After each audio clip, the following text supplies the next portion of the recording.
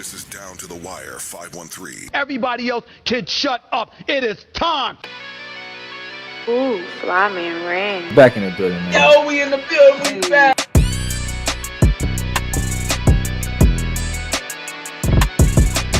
Make sure y'all follow us on everything Down to the Wire 513.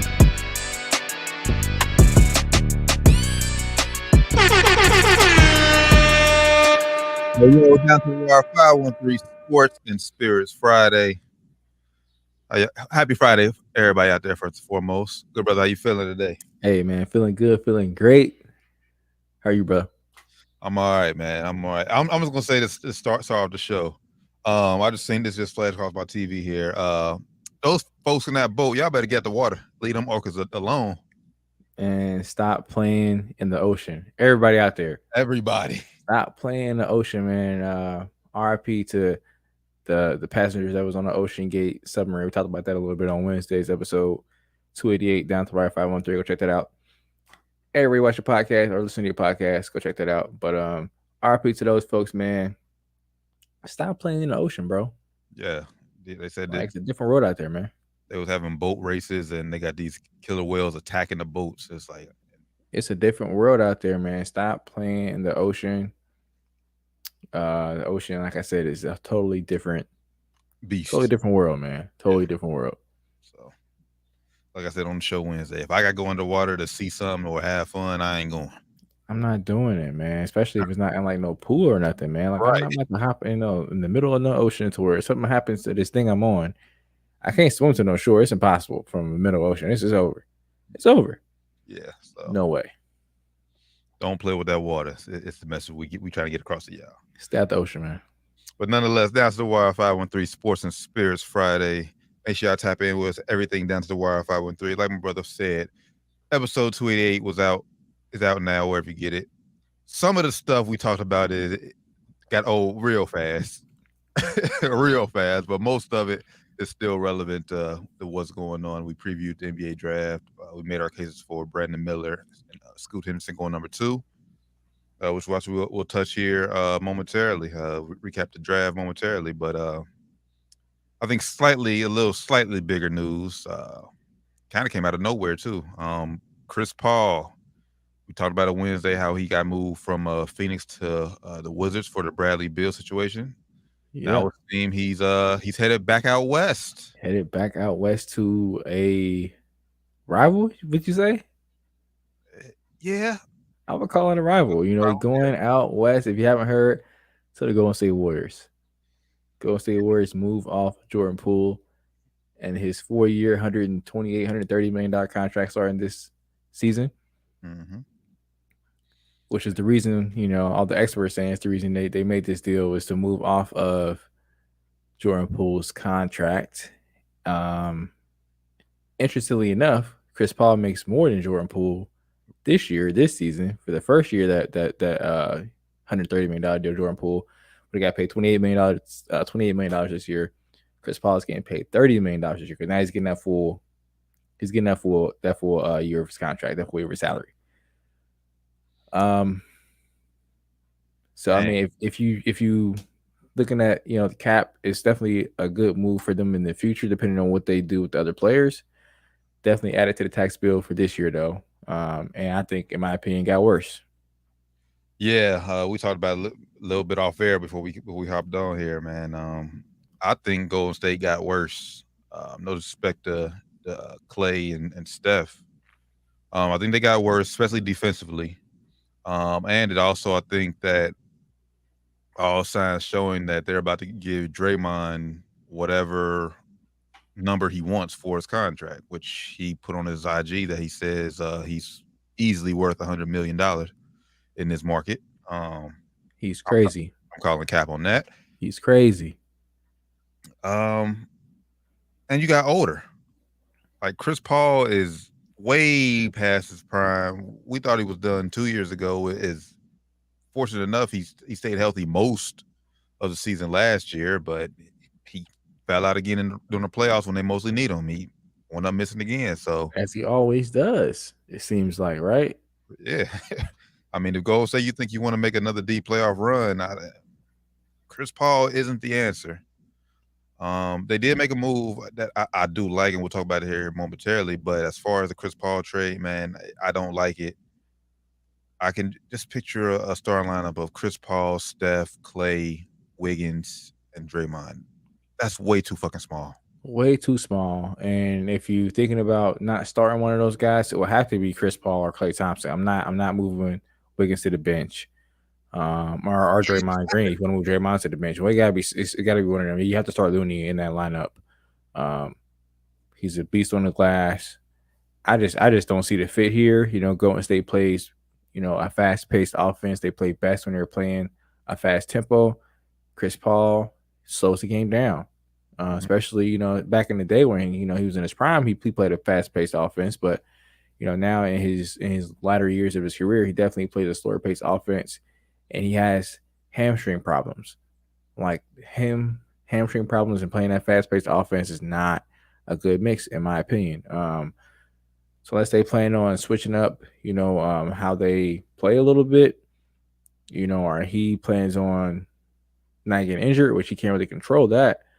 I'm not sure what they plan on doing here with this mix. I mean, I see, definitely getting another ball handler, but I don't like this trade at all for Golden State Warriors. They could have got more for Jordan Poole. Get another ball handler, but like I said, at what cost? Like, so you're gonna be terrible defensively. And if you know that, like Chris Paul, like during the back half of his career, mainly his whole career, but definitely during the back half of his career, especially when he got older, he's been running a lot of pick and roll. That's his bread and butter right there. Yeah. Who does Golden State that have on the team that can execute a pick and roll to that makes them a threat? Basically, I'm hedging on the bet. I'm making Chris Paul basically give it up. If you do a pick and roll with Looney, I'll settle with whatever Looney does. Because Chris Paul, like I said, pick and roll, pulls up mid range. That's his shot. But with no threat big man currently what Golden State has, I don't see Chris Paul really being as effective as he once was in Phoenix and Houston. I agree, man. I 100% agree. And like I said off air, when Steph, hopefully he doesn't get hurt, but if he gets hurt again, Jordan Poole came in last year when Steph was down and came in and averaged like 26, 28 points a game when Steph was out. Chris Paul's not going to be able to carry that load while Steph is out if he gets hurt. It goes down again. So I think it's just unless they have another plan here, we're going to talk about their draft here in a bit. I do like a player they drafted, but I don't understand this move at all. Like I said, I think they sold so incredibly low on Jordan Poole, had to basically incentivize trading him by including draft picks to get rid of his contract, which I know he came off is coming off of a bad playoff run, our bad playoff series, couple series. He didn't play good against the Kings or LA. So coming off a bad playoff postseason, but I think they should have either traded him before they signed him to that big deal or waited a little bit, into the season this year to up his stock a little bit more to offload his contract, and they probably got a little bit more value for him. I think it's terrible value for Jordan Poole. Yeah, man. But shout out to Jordan Poole. I mean, he's in Washington D.C. now. Basically, right now, currently constructed, it's his team, especially for the money that they got to pay him. So between him and Tyus Jones, which we're about to talk here momentarily, like I said, he gets to continue to develop his game and just play freely up in DC, because I mean they're not gonna win much up there. So I love this for him, man. I love it for him. He gets a chance to go. It's gonna be his world, like he was saying, in DC. Even if they bring back Kuz, it's still gonna be his world. If you ask me, I think he's a more dynamic offensive threat. I'm excited for him. Hopefully he goes there and average 25 next year, man. And I want everybody to keep the same energy we gave Brad Beal when he averaged 25, 30, whatever he averaged, those 3 years he had in Washington when he was killing it. If they're terrible, I don't want to hear nobody bashing Jordan Poole. Everybody loved Brad Beal when he was doing it. So I don't want to hear nobody bashing Jordan Poole if he go up there, average 25, 26 a game, and they stuck. Don't want to hear it. Loving it. Oh, Bradley Beal, all-star snub. Yeah. Oh, he's one of the best two guards in the league. Yeah, keep that same energy for Jordan Poole when he does it too. Because y'all like to hate on him a lot, man. That's a fact. That is That's a fact. So yeah, man. Just quickly, just right off top, where he's currently constructed. Like I said, this was well before free agency. Where do you see Golden State finishing in the West? Currently constructed. I respect them enough to still say top 6. So no play-in. No playing. I'm With a healthy Steph. no, okay, fair. I'm 6'7", 6'7" range. About me. So it'll come down to the final few weeks, but they could drop to the playing game depending on how other teams play in the West. So, but 6 or 7 range is where I got Golden State. And I will say, and I know we was talking about this last year about how they will be a dangerous 6 or 7 seed.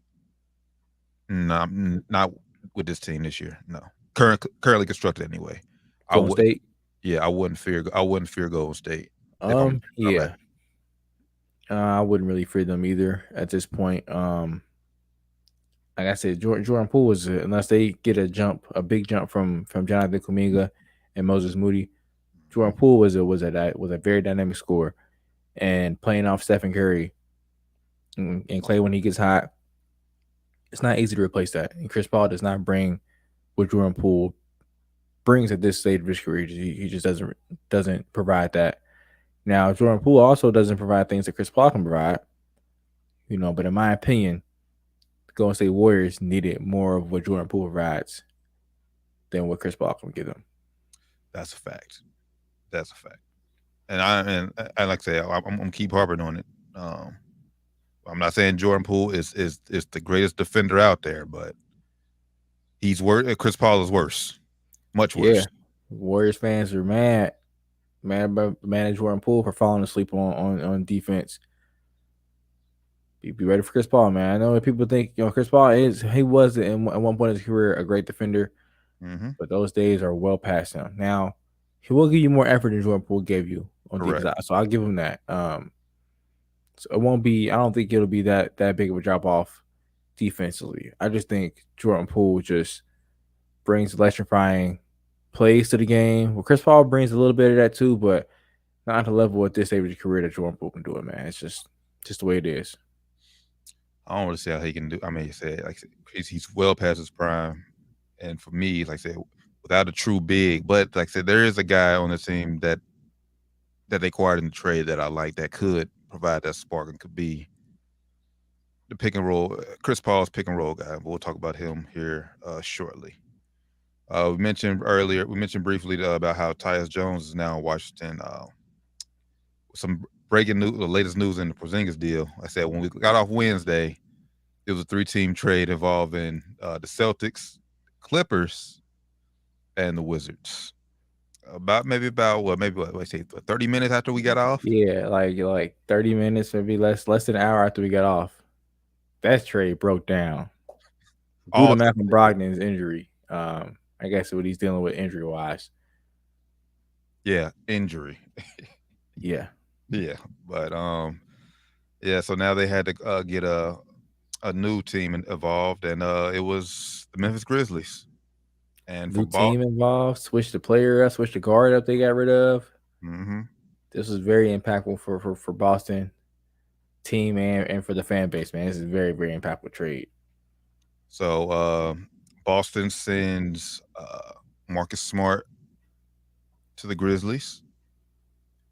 The Grizzlies send Tyus Jones, and was it their 30th pick? I know it was a pick. I think it was 35th. It was a pick in this year. Something in the 30s. It was a pick in this year's draft to Washington.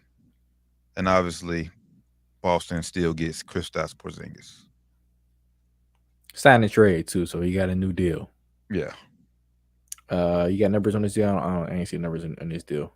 No, I didn't see the numbers on the deal yet. So, but as we talk, I mean, nothing really changes for our stance as far as Boston. We said on Wednesday that we like to, obviously, we love to trade for Boston. It possibly reduces the role for Al Horford, who's well past his prime. Yeah. And obviously, it helps both of them really because Porzingis has a history of injury problems. So if you can lessen both of their roles by splitting the minutes, I think it'll help both of them, and it allows another rim protector. But y'all can check out what we said about Porzingis out on Down to the Wire 513 episode 288. As far as Washington got a lot actually. I didn't see this. They got it was 35th pick. Mm-hmm. They also got Gallo and Mike Muscala. So they got a lot. Well, Gallo, he's has to stay healthy. He was dealing with. Yeah, he gets hurt all the time, man. Yeah, so and he gets hurt all the time. So please stay healthy, Gallo. But yeah, if this works out for them, man, he Wizards made out nice. So obviously, I would say we'll probably agree that Wizards is probably like second team who got the best end of this deal. Yeah, I think the Wizards turned out pretty nice in this deal. They got rid of all that cap they would have had to pay Porzingis. You know, they were going to sign him to a new deal regardless. So sign and trade, get him out of there, get him to a better situation for themselves too, because they're obviously in a rebuild right now. Like I said, I was talking about Tyus Jones for past few pods now. You know, I think he's one of the best overall point guards at playing point guards in the league. I think Boston should try to snag him in this deal as well, but he gets to go to Washington. You know, now team up with Jordan Poole. Possibly if they sign up in their re-signing Kuz, you know, I think Washington made out pretty nice in this trade. Yeah, like I said, we agree there. I'm with you. Like Ty Jones is one of the last. Don't get it wrong. Like he can shoot, he can score, but he's more of setting his guys up for the true floor general out there. Yeah, for sure. So like I said, it's just gonna be him, Jordan Poole, and the rest of the guys they got over in Washington just to figure it out and get as many wins as possible. Honestly, if Washington's trying to tank, I really don't know what they're tanking for because the class next year's draft class isn't really that strong. So nah, it's not, man. This new GM though, the new GM and president of basketball ops in Washington, I think it's Winger, whatever his name is, Ringer.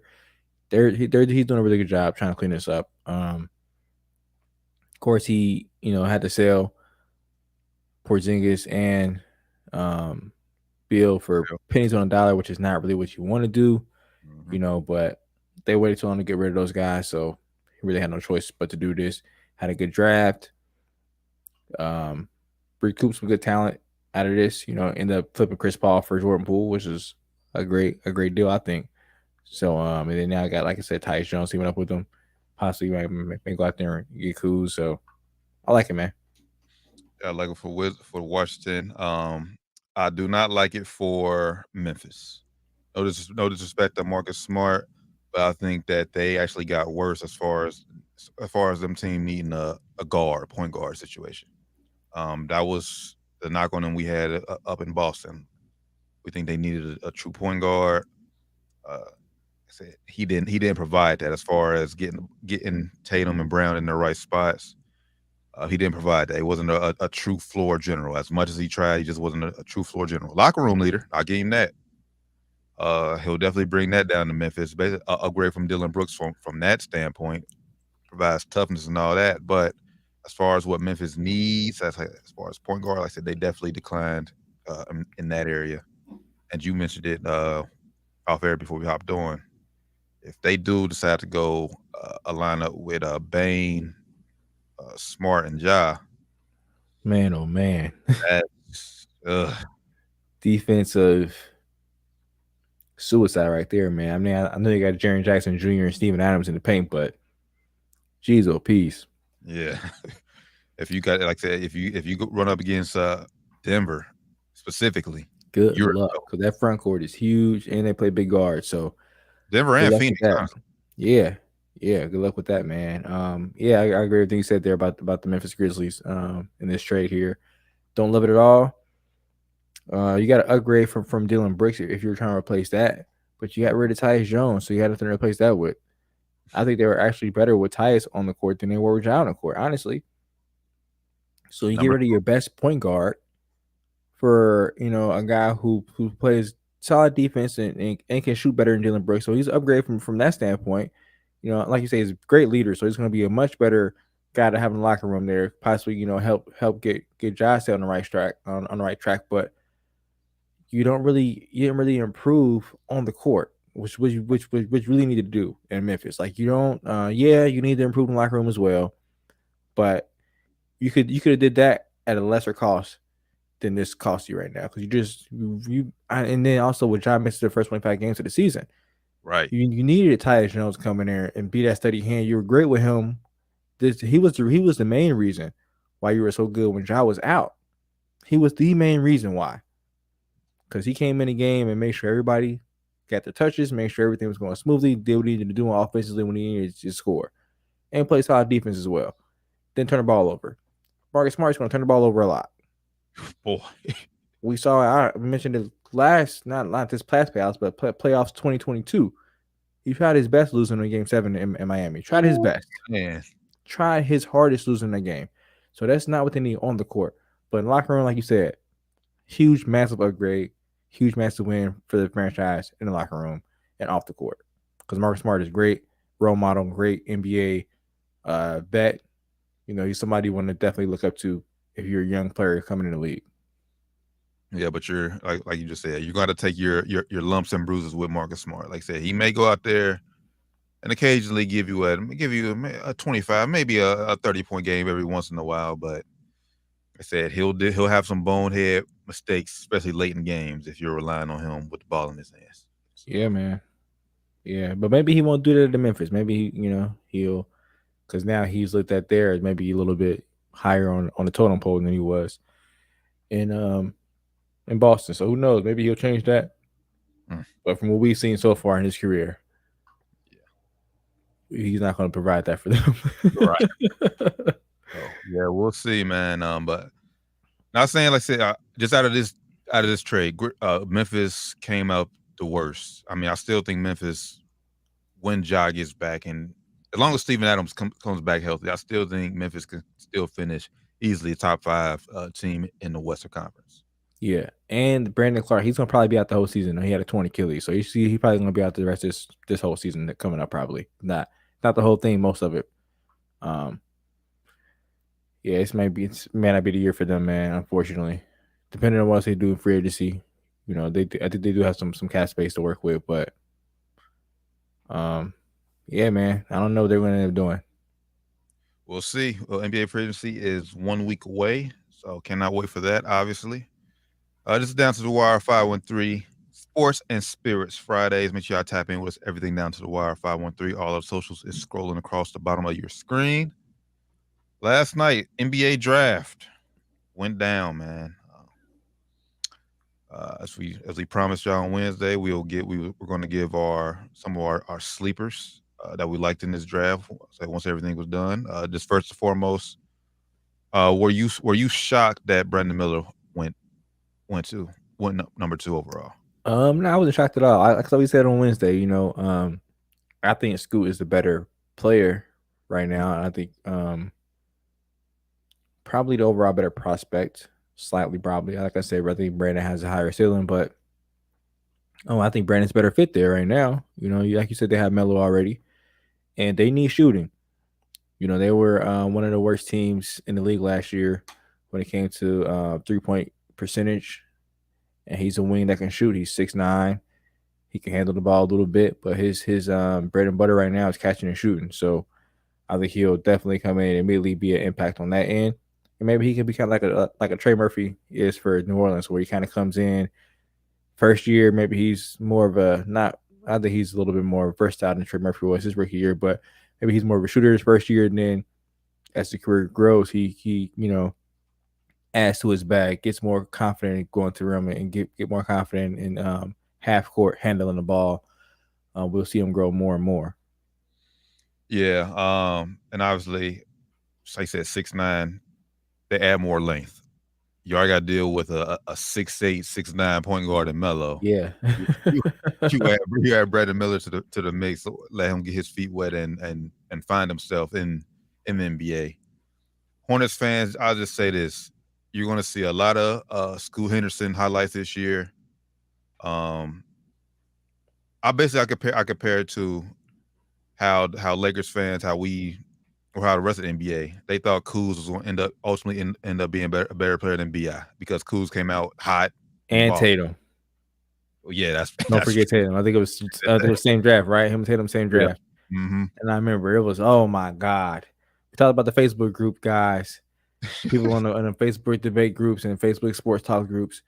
All those guys like, oh, Kuz is the one. Kuz is the one. Oh my God. Shut up, y'all. See what happened. Not saying Kuz is not very good, but he's not VR, he's not JT. That's yeah. And I'm not saying that Scoot ceiling is Kyle Kuzma, because I think Scoot ultimately he'll surpass Kuz and be a better NBA player than Kuz. But Brandon Miller, just give him time, Charlotte fans. Just give him time. If you're, I would say if you're not fighting for a playing spot by the time his third year gets here, then I'll probably give a little concern. Yeah. But I will argue that even if they both reach full potential, they still got the better player probably because he's 6'9", and this is a league where size matters, man. I don't care how good you are. If you're 6'3", you have a more of a limit on you than a guy 6'9". If he could do the same things you can do, he's bigger and he's longer than you are. He's going to be able to do more on the court. He's going to be harder to stop on the court than you are. That's the easy way to put it, because he's bigger, stronger. It's going to be harder to stop. That's fair. It's like you're looking at like if you have to, if you gave a guy like Kobe and KD, like that's why Kobe said KD's like a 6 to 7 foot version of me. You can't stop him. He can do everything I can do, and he's 7 foot tall. Like it's impossible to stop that. That's fair. So either way, I said, Charlotte, I didn't think you could go wrong either way. Shout out to both Brandon Miller and Scoot Henderson. Can't wait to watch y'all hoop this year. Said draft came and went. Just overall, who was some of the guys that you liked in this draft to where they ended up going? I like Houston. I like Houston's whole draft, honestly. I like their last few drafts, honestly. They have a lot of young, nice guys there right now. But they got Amin Thompson, and then they ended up getting Cam Whitmore at number 20, who in all the mocks, he was like a top 10 for sure. And most he was top 5. Mm-hmm. And he slid for whatever reason. I know he injuries, and they also said there was reports that he showed up to some of the pre-draft workouts and had low energy. Didn't really seem like he wanted to be there. Bad interviews. So I mean, if a guy had that, if I was interviewing him, how working him out, it would have turned me off as well. So I don't blame teams for not drafting him. I also don't blame Houston for saying, "Hey, draft to 20. I don't mind grabbing this kid up. It's worth the risk." Yeah, I mean, because some of the reports was talking about this question his motor in college. Yeah. And obviously it wasn't. I wouldn't say it was necessarily him. I think he was there during I believe Jay Wright recruited him. Mm-hmm. So I believe like once Jay Wright retired, he left. He like, yeah. It's I'm like, here, but it ain't really my guy who I came to play for. Right. That changes everything. It did change the whole dynamic of your whole attitude. That impacts college kids more than people think. I mean, yeah. I see a few kids leaving West Virginia now because Bob Huggins left, but that's another thing. So that plays a factor, and I'm with you. If he did come in and give poor interviews, poor workouts, not like the energy wasn't there, hey, he does deserve to fall back. And like I said, if you're Houston, you're young and upcoming anyway. You're not going to win nothing here over the next few years. So why not take the risk on him? Yep, you have a lot of young guys. You have too many young guys right now, so you can afford for one to not work out, whether it be him or one of the other guys. You can afford for that to have that happen. But all right, we bet, didn't work out. Let's just cut our losses, move on to the next one. Exactly. For me, a guy that I like, and I'm going deep in the draft right now. We kind of mentioned earlier with Golden State. This guy, he got drafted by Washington, but ended up trading to Golden State. The kid who would have been a lottery pick 2 years ago if he decided to come out, but he decided to stay in college. I'm not mad at him for it. But Trace Jackson Davis from Indiana. I watched a lot of Indiana basketball. The kid's motor is there. The kid can definitely he definitely play. He's definitely a skilled old school post player. His size is what's going to get him. So he has post moves, post skills, but he's just too small to play in a post in the NBA. So he's definitely going to have to develop a nice, consistent elbow jumper and possibly expand out to the three. But with Chris Paul, this was the guy I was talking about earlier about. He's great at pick and roll. If you can get him in there, develop early, young. He's a guy, like I said, get that mid range jumper, consistent. He's a guy that you would definitely have to contend on if he plays pick and roll with Chris Paul. That's my only knock on him, really. I watched a lot of his games actually as well. He just can't shoot. Yeah. And in today's NBA, if you can't shoot, that's a killer, man. Because it's gonna play him off the court. So if he can develop a jump shot, he has to develop a jump shot like soon, because the NBA leash is not long, bro. If you can't shoot, you're gonna have to do everything else very, very good if you can't shoot. But he does play very hard, so that will keep him. That will earn him minutes playing hard. Exactly. As long as he keeps developing a shot, you know. He can defend too. Yeah, he definitely could defend.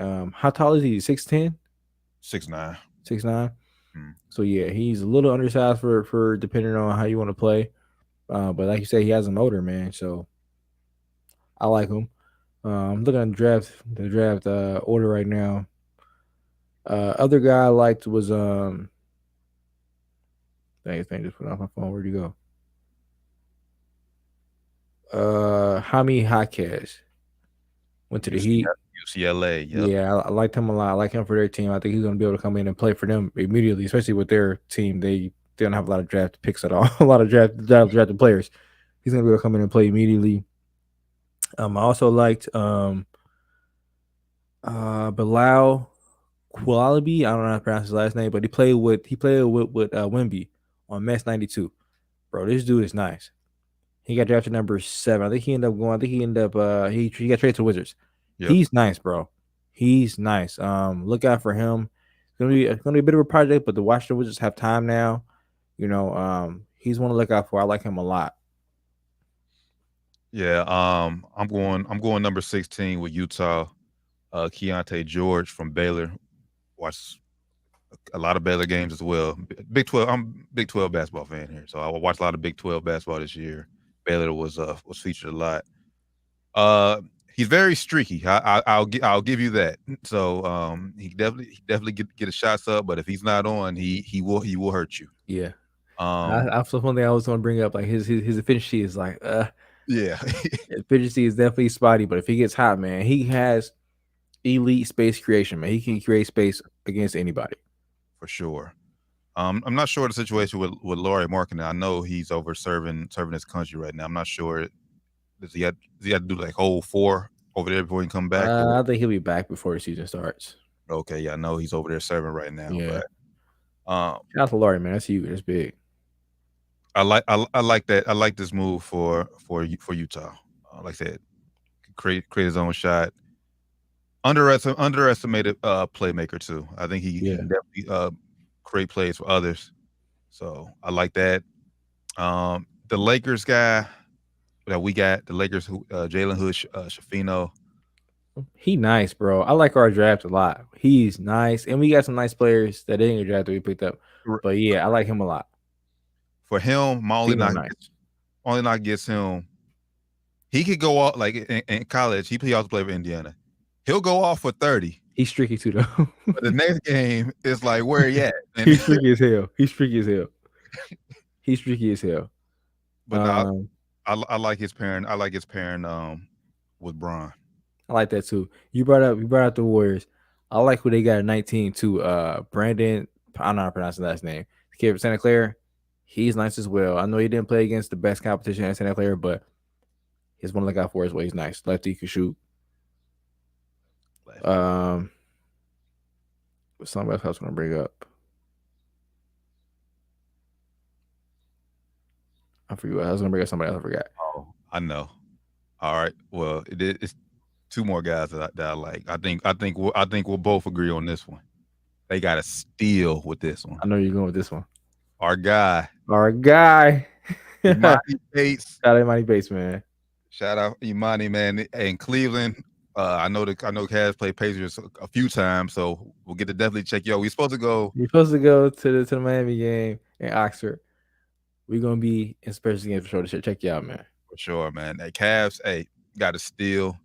Go up there. Like I said, he is a guy. He doesn't need to have to start right away. Just come in and coming off the bench and develop his game. But ultimately, by the end of his rookie deal, because I think he will be on the 12-man roster by the season starts. I'm going on limit say that.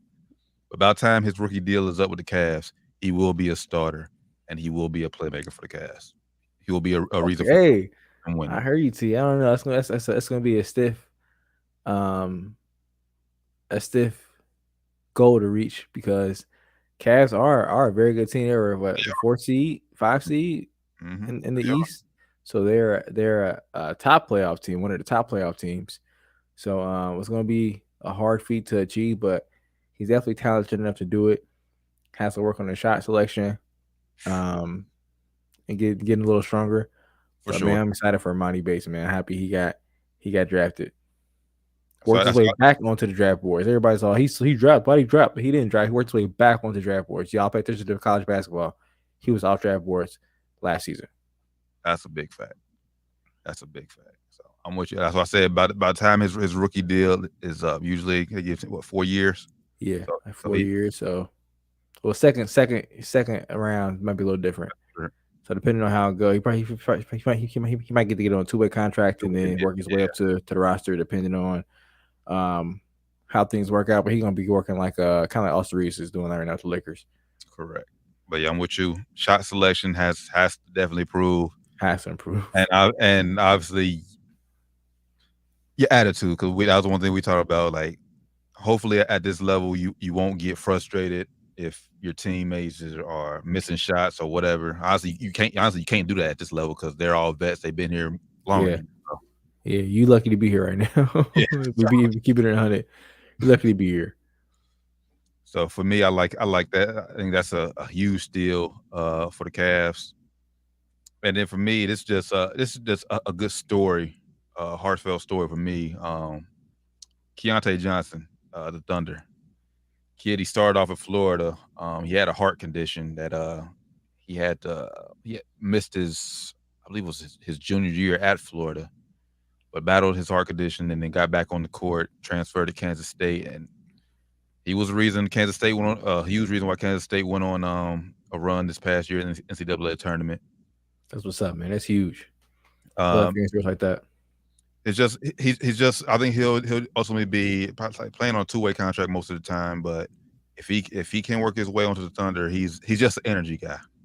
Come in and give you exciting plays. He can definitely end up being just a role, at best a role player. But yeah, you got a chance, though, man. You got a chance. Yeah, you made it. You got a chance, man. So that's all you can really ask for. Especially when things were looking bleak for you. But I'm glad he ultimately ended up getting drafted. Did our guy did the guard from Kansas State get drafted? No, he did not, but he did. He picked up on talk about Marquise Noel, right? Yeah. He did sign a contract. I forget what he signed with, but he did sign a contract with somebody. He is going to be on probably on Summer League team, probably on a G League team, 2-way contract guy. Toronto. Yeah, the Raptors. So shout out to Marquise Noel. There's a lot of guys out there getting signed to these 2-way deals or these they call them option something contracts. So shout out to these guys, man. Hopefully they can prove they deserve to make it in the league and earn a roster spot somewhere. Hopefully, if it ain't this year, hopefully somewhere down the line in their careers. One thing I did want to bring up about the draft, man, this is kind of crazy for college basketball. Even with the NIL deal coming in, you'll think it would be popping college basketballs. Only 2 of the top 7 picks play college basketball. Yeah. It's pretty evenly spread out. 2 top picks, 2 of the top 7 play college. Get this, 2 of the top 7 played for Mets 92. That's Wemby's team, which is crazy. 2 of the top 7 played for OTE. Shout out to the Thompson twins. Both they won 4 and 5. Mm-hmm. And then the other one, the other 7 played for G League Ignite, Scoot Henderson. That's pretty crazy, man. Yeah, that is wild. That like I said, and they broke it down during the draft last night. That there are so many different options that you can do now to get to the NBA. Yeah. This is a perfect example how you could be a top 10 pick no matter which option you go with. Yeah. Overseas guys, OTE guys, NCAA guys, G League guys. No matter what you do, you can go to the NBA as long as you have the skill level and you play the game the right way. That's a fact. But yeah, not NBA draft. I think it's a lot. It was a lot of gems late in that draft. I said we expected it. We knew what the top 3 was going to be, but I'm excited for this draft class. Not gonna say not about to say it's going to be one of the greatest of all time, but it was overall I think it was a fairly good draft class. Decent draft class, better than people put it off to be. I think probably better than next year's maybe. Yes, I think I'll go down and let me say that. I'm going. Yeah, I will say that right now. Yes. Yeah, I can pretty confidently say it's better than the next year. I will say this too. I did see I think it was a Wasserman. I forget his first name. Pretty popular writer though. Scout, NBA draft guy. First, honest, I would say, opinion about Bronny James's draft stock next year. He has him late first round. He said, right now, I have Bronny late first round. I don't think, he says, a 6'3" guard, he doesn't really do anything that you see 6'3" guards that get drafted in the top 10 do. Which he could change. He could definitely play his way into that top lottery, top 10. But he said right now he sees Bronny as a first round pick, not a late first round pick, not a lottery pick or a top 10 pick right now. No, I think that's fair. Shout out to Bronny. He's gonna be wearing number 6 at USC. But no, I think that's fair. I think really only when ESPN put that mock list out, I think that was just for clicks and views. Yeah, it was a slow news period. They needed some clicks. And if Bronny goes anywhere in the top 10, then I think that's just because the team, one, they don't care about winning, and 2, they just want Bron there, make some money off Bron. They want the money and attention from Bronny and Bron playing together. I think that's all that cares. If he goes in the top 10, yeah, man. If he doesn't improve, like I said, he doesn't show otherwise proof that he deserves to be in top 10. Now he was just in France playing in some little thing over there they had. He had 25 points in that expedition game. So maybe he is going to be, or maybe he's going to show that he's worthy of being, touted as a top 10 guy. But like my only thing is, and I said this when he decided to go to USC, my only knock against it is just like he's going to playing with other elite guys who could possibly get drafted before you. So it's going to be hard for Bronny to stand out amongst other when you go into a school that has other top guys there. Yeah, you're playing with one of the number 1 guys. So yeah, it's going to be tough, man. You're going to have to really show. Now, also, that will make it a little bit easier for him, too, because it's like, all right, we already come here to see Isaiah Collier. We're going to just have to watch Bronny, too. Oh, look at Bronny. He's playing pretty good. Oh, look at his attitude. It's pretty good. So maybe that's going to help him out, too. We don't know, man. We'll see. Definitely going to watch some USC games this year for sure. Ooh, hey, Red Bull, we might need a sponsor. Man, hit us up. We on the East Coast. Well, yeah. We going to need something to stay up. We tapped in for that for sure, man. I ain't in my 20s no more, so I get tired, boy. I get tired. Hey, that's facts. I'll be over here nodding off myself, bro. Down to the wire, 513 Sports and Spirits Friday. Thank y'all for tapping in with us as always. Dang, I just had a brain for it. What else we said we was gonna and then we had the fight news, boxing news. Okay, I thought it was other NBA news that we did. Was there any other NBA news? I can't remember. That's why I just had a brain for it.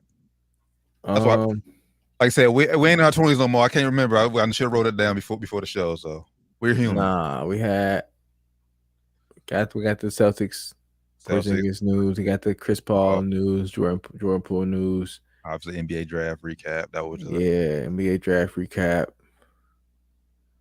think that was it, right? Yeah, I think we good. All right.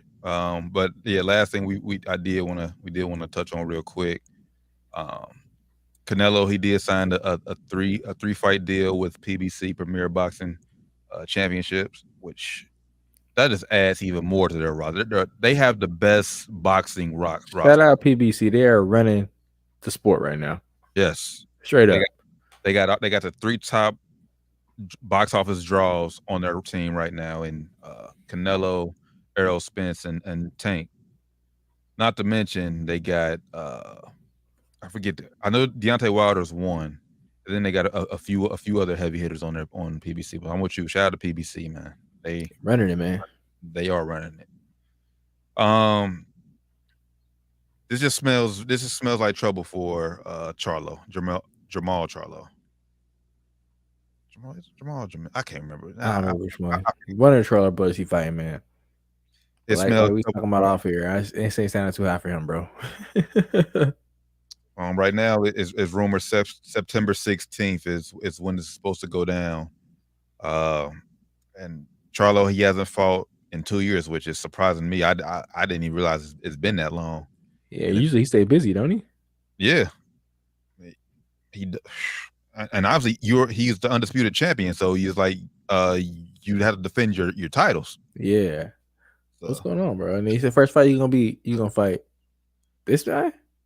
Yeah, I mean, I know that fight this guy your first fight back. I don't know about that, man. I know it's reported out there that he's been dealing with some mental health things, so hopefully all that is going well for you.